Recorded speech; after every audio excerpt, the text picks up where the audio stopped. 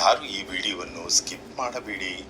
ದಯವಿಟ್ಟು ಎಲ್ಲ ಭಕ್ತರಿಗೂ ಶೇರ್ ಆಯ್ತು ಮಾಡಿ. ಕಣ್ರಿ, 11 ಆಯ್ತು, ಎಲ್ಲ ರೆಡಿ ಮಾಡಿ ಇಟ್ಟಿನಿ. ವಿದ್ಯಾಚೌಡೇಶ್ವರಿ ಮಾಸ್ಟರ್ ದೇವಸ್ಥಾನ. ನೀವು 500 ಇಲ್ಲಿಗೆ ಅಂತ ಬರಬೇಕು 503 ಅಂದರೆ ನಡೀತಾ. ಆಗುದಿಲ್ಲ. ಆ ದೇವರು ಕರೆಸಿಕೊಂಡರೆ ಮಾತ್ರ ಬರೋದಕ್ಕೆ ಸಾಧ್ಯ. ನೀವು ಒಂದು ಸಲ ಇಲ್ಲಿಗೆ ಬಂದರೆ ನಿಮ್ಮ ಕಷ್ಟ ಕಾರ್ಪಣ್ಯಗಳು ಕಳೆದು ನಿಮ್ಮ ಹೊಸ ಜೀವನ ಶುರುವಾಗುತ್ತೆ. ಆಡಂಬರವಾಗಿ ಇರಲ್ಲ, ಏನು ಉಲ್ಲೇಖ ಇರುತ್ತೋ ಅದನ್ನ ನಿಮಗೆ ಮತ್ತೆ ಇನ್ನೊಂದೇನಂದ್ರೆ ಕ್ಷೇತ್ರವನ್ನ ಸ್ವಚ್ಛತೆ ಕಾಪಾಡ್ಕೋಬೇಕು. ಮತ್ತೆ ಈ ಬಬಲ್ ಗಮ್ಮುಗಳೆಲ್ಲ ಇದೆಯಲ್ಲ, ಮಕ್ಳು ಕೊಟ್ಟಿ ತಿಂಡಿ ಎಲ್ಬೇಕಲ್ಲ ಹೋಗಿಸ್ತಾರೆ, ಯಾಕಂದ್ರೆ ಎಲ್ಲಾ ಕಡೆ ಕುತ್ಕೊತಾ ಇರ್ತಾರೆ. ಇನ್ನೊಂದು ತೆಪ್ಪ ಆಗ್ತಾ ಇದೆ, ಅದನ್ನು ಸರಿ ಮಾಡ್ಕೋಬೇಕು. ಮತ್ತೆ ದೇವರ ದರ್ಶನಕ್ಕೆ ನಿಮಗೆ ಬೆಳಗ್ಗೆ 9 ಗಂಟೆಗೆ ಓಪನ್ ಆದ್ರೆ ರಾತ್ರಿ 11 ಗಂಟೆ ಗಂಟ ದೇವಸ್ಥಾನದ ಬಾಗಿಲು ಓಪನ್ ಇರುತ್ತೆ.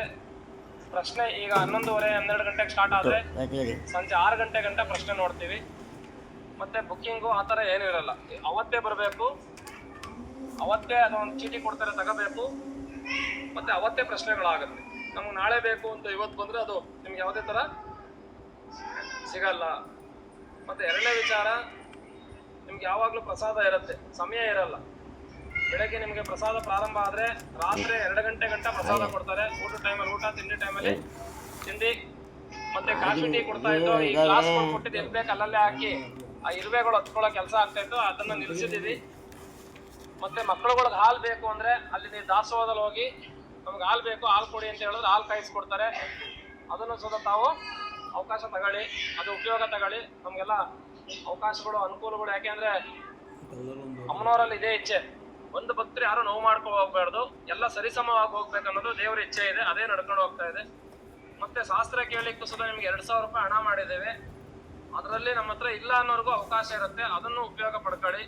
ದುಡ್ಡು ತಂದಿರೋರೇ ಕೇಳ್ಬೇಕಂತ ಇಲ್ಲ, ದುಡ್ಡು ಇಲ್ದಲೇ ಇರೋರು ಶಾಸ್ತ್ರಕ್ಕೆ ಅವಕಾಶ ಕೊಟ್ಟಿದ್ದೀವಿ.